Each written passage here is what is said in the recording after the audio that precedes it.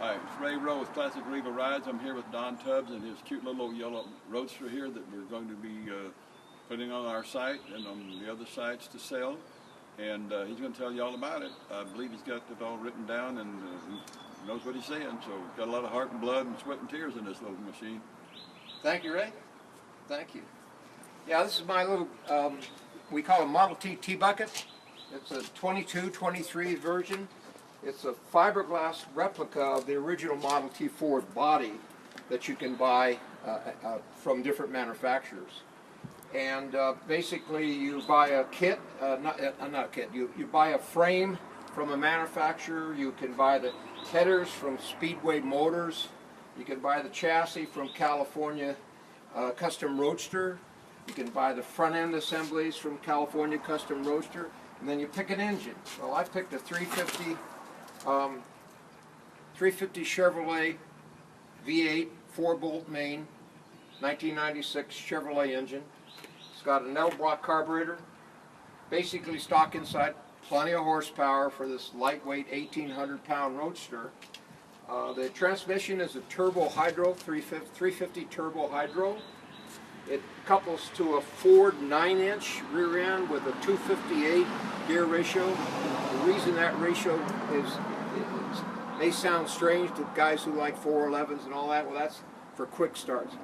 This one, even with a 258, I can lift the front end onto this one.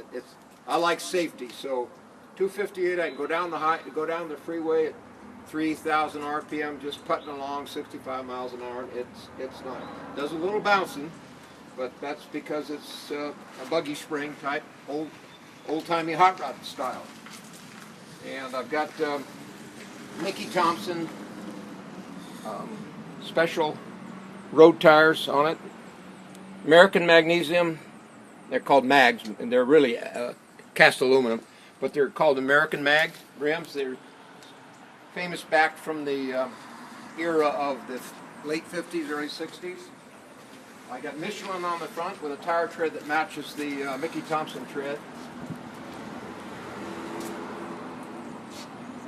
The headers are from Speedway Motors, and inside here I have a muffler on each side, so it's muffled down.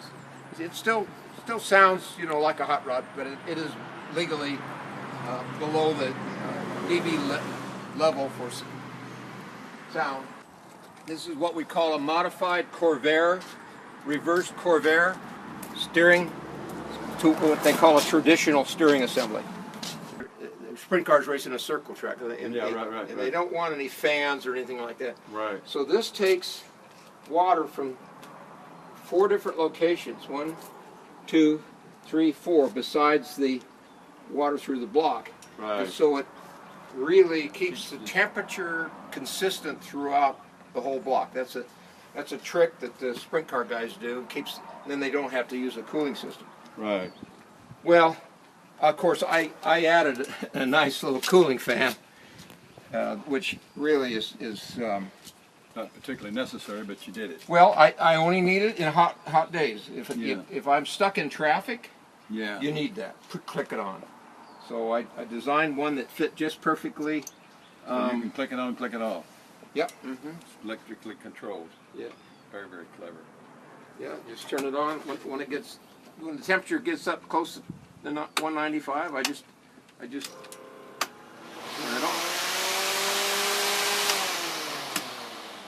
Very nice.